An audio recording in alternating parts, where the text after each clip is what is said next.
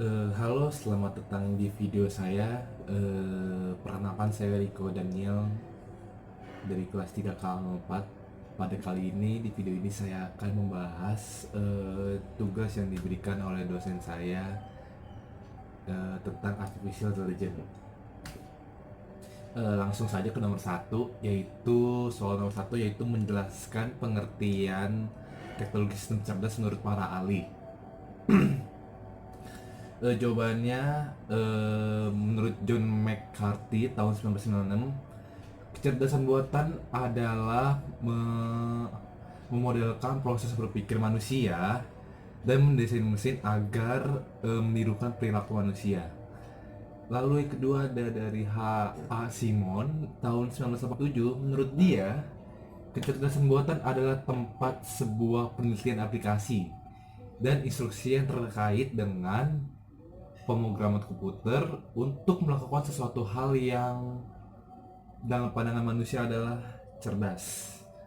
Lalu menurut Rich and Knight tahun 1951, artificial intelligence adalah sebuah studi tentang bagaimana membuat komputer melakukan hal-hal yang pada saat ini dapat dilakukan oleh manusia. Ya, lanjut ke pertanyaan ke nomor 2, yaitu menjelaskan tentang apa itu kecerdasan buatan atau artificial intelligence menurut para ahli. Jawabannya, menurut Winson dan Prendergast tahun 1984, mereka beranggapan bahwa kecerdasan buatan adalah sebuah mesin yang lebih pintar, lebih bermanfaat, dan dapat eh, lebih mengerti apa itu kecerdasan. Ya, pertanyaan nomor 3 yaitu tentang menjelaskan perbedaan antara kecerdasan buatan dan kecerdasan alami. Perbedaannya adalah jika kecerdasan alami itu lebih kreatif dibanding kecerdasan buatan. Kenapa? Karena manusia memiliki kemampuan untuk menambah pengetahuan secara mandiri. Sedangkan di kecerdasan buatan, untuk menambah pengetahuan itu kita harus memasukkan pengetahuan tersebut ke dalam suatu sistem dan harus melewati sistem tersebut. Ya, pertanyaan nomor 4 yaitu menjelaskan tentang sejarah kecerdasan buatan. Kecerdasan buatan itu sejarahnya dimulai pada tahun 1950-an oleh Alan Turing. Dia adalah salah satu seorang pionir AI dan seorang ahli matematika yang berasal dari Inggris. Alan Turing melakukan percobaan Turing test, yaitu sebuah komputer melalui terminalnya ditempatkan pada jarak jauh. Di ujung yang satu, di ujung yang satu ini ada terminal dengan software AI, dan di ujung lain ada sebuah terminal dengan operator. Nah, operator ini tidak mengetahui kalau di ujung terminal lain ini sudah dipasang software AI. Operatornya tidak mengetahui ini. Nah, mereka berkomunikasi. Nah, di mana terminal di ujung ini memberikan respon terhadap serangkaian pertanyaan yang diajukan oleh operator ini.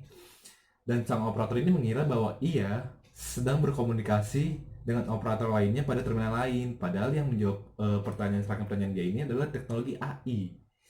Nah, Turing beranggapan bahwa jika mesin dapat membuat seseorang percaya bahwa dirinya sedang berkomunikasi dengan orang lain, maka dapat dikatakan bahwa mesin tersebut adalah cerdas seperti layaknya manusia. Nah, itulah sejarah awal artificial intelligence atau kecerdasan buatan. Yaitu menyebutkan beberapa contoh dari teknologi sistem cerdas. Kalau untuk di dunia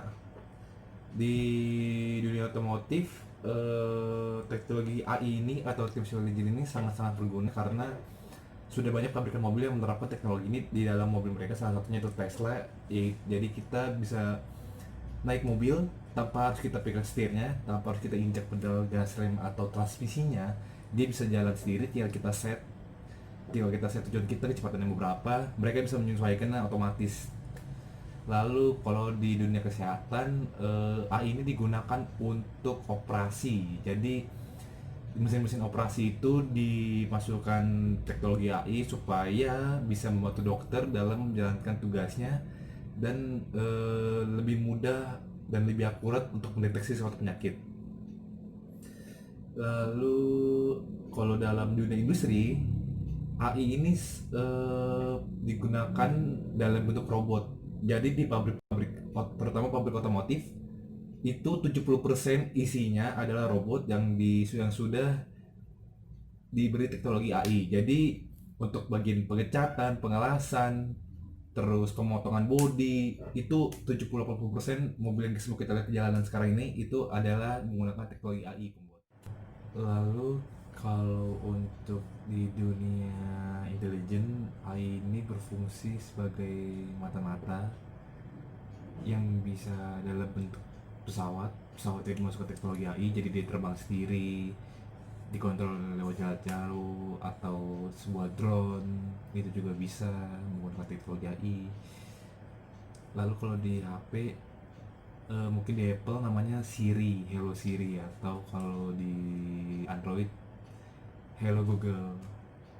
Nah, teknologi itu membuat kita hanya bisa membuat kita bisa melakukan suatu penggunaan aplikasi hanya dengan perintah suara. Jadi kita tinggal ngomong kita butuh apa ke HP-nya, nanti HP-nya yang akan melakukannya tanpa harus kita sentuh.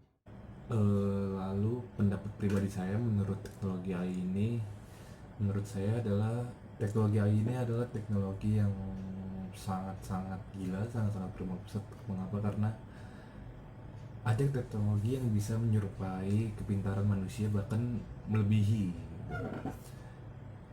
Teknologi AI ini mempunyai banyak keuntungan, tetapi juga ada sisi negatifnya gitu. Teknologi AI ini kalau tidak dikontrol dengan baik, suatu saat bisa menyerang manusia kembali, karena sudah ada beberapa penemuan di mana teknologi AI ini menyerang manusia. Ada juga penemuan yang menemukan bahwa ada dua teknologi AI yang sedang dicoba dan mereka berkomunikasi satu sama lain dengan bahasa yang tidak dimengerti oleh manusia, padahal mereka ciptakan oleh manusia. Cuman menurut saya sih ini teknologi banyak positifnya, banyak minusnya juga. Dan kenapa juga teknologi ini harus dikontrol, diawasin, karena cepat atau lambat sekarang tuh teknologi AI sudah merebut pekerjaan manusia gitu. Kalau semuanya memakai teknologi AI, nanti manusia mau kerja apa kan kita bingung juga gitu. eh, ya cuma positifnya sih jadi jauh lebih efisien, jauh lebih efektif. Dari segi biaya mungkin dibanding kita mempekerjakan sebuah manusia lebih murah gitu kan. Terus juga masalah waktu, pekerjaannya lebih cepat, bisa mengerjakan tugas lebih banyak. Apalagi teknologi AI ini tidak kenal lelah gitu, bisa kita program sesuai mau kita, sesuai kebutuhan kita gitu.